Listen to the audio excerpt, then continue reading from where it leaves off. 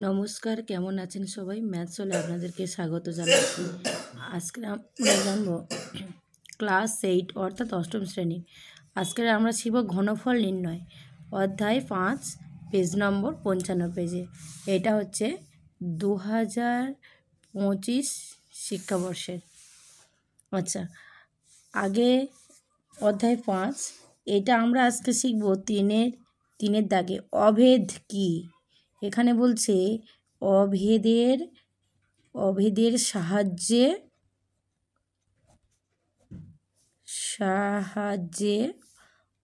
সাহায্যে ঘনফল নির্ণয় করো। অভেদের সাহায্যে ঘনফল নির্ণয় করতে বলছে, মানে 11 whole to the power Q. 11 whole to the power কিউকে অভেদের সাহায্যে ভাঙলে কেমন হয়, আজকে আমরা এটা শিখব। তাহলে অভেদটা কি? অভেদ কথার অর্থ হচ্ছে দুটো খণ্ডকে ভাঙা। অভেদ মানে একটা সংখ্যাকে দুটো ভাগে ভাঙাকে অভেদ বলে। তাহলে সেটা আবার অভেদটা আবার কি করতে হবে, আমাদের ঘনফলের সাহায্যে ভাঙতে হবে। অভেদ আবার শুধু ভাঙলে হবে না, সেটা আবার কি নিয়মে?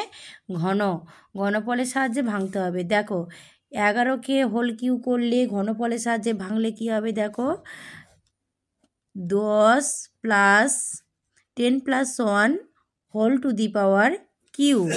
আমরা 11টাকে দুটো ভাঙতে পারি না? 10 + 1 whole to the power cube. একে ঘনভাবে ভাঙলে কি হয় দেখো, মানে a + b হোল কিউ সূত্র। তাহলে এটা একটা সূত্রের মধ্যে পড়েছে। দেখো, a + b হোল কিউ সূত্র। a + b হোল কিউ সূত্র কি? এ কিউ কথা হচ্ছে এখানে এটা কি 10 আর বিটা কি 1।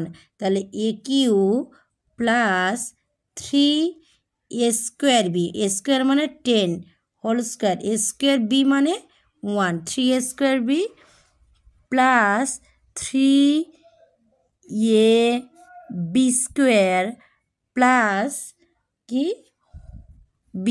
বিকিউ কথা অর্থ কি? এখানে বিকিউ কথা অর্থ হচ্ছে 1-এর কিউ।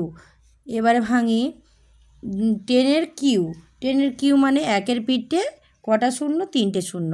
1 2 3 হলো। এবারে দেখো, 3 গুণ 10² মানে 10² মানে 100। তো 3 আর 100 গুণ করলে কি হয়? 300। এবারে দেখো প্লাস, এবারে 3 আছে, 10 আছে, 1-এর স্কোয়ার আছে। তাহলে 3 10 30 প্লাস 1-এর কিউ মানে কি? 1-এর কিউ মানে 1। 1-এর কিউ মানে কি? 1-এর কিউ মানে হচ্ছে 1। এবারে দেখো, যোগ করলে পাওয়া যাবে কত? এদিক দিয়ে বাঁ দিক থেকে আগে যোগ করো। 1 3 3 1। তাহলে কত উত্তর হচ্ছে? 1331। তাহলে 11-র কিউকে অভেদের সাহায্যে ভাঙলে কি হবে উত্তরটা? 1331। আমরা আর একটা উদাহরণ দিয়ে বুঝিয়ে দিই। যেমন যদি আমরা 15-র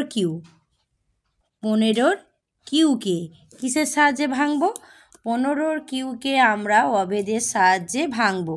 15-র কিউকে অভেদের সাহায্যে ভাঙলে এই একইভাবে তোমরা করো। এই যেমন এই 11টা করেছো, ওরকম 15-র কিউকে অভেদের সাহায্যে ভেঙে দেখো কি হয়।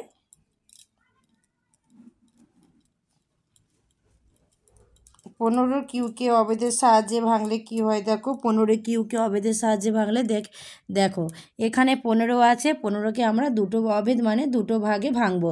তাহলে আমরা 10-এর হোল কিউ 10 + 5 10 + 5 করতে পারি না? 10 + 5 করলে কি হয়? 15। এটা একটা সূত্রের মধ্যে পড়ে যাচ্ছে। দেখো, আগের নিয়ম অনুযায়ী একটা সূত্রের মধ্যে পড়ছে কি? a + b হোল কিউ সূত্র। তাহলে আবার a + b হোল কিউ সূত্র অ্যাপ্লাই করো। a cube plus 3a² b plus 3ab² plus b cube. তাহলে বিকিউ হলো।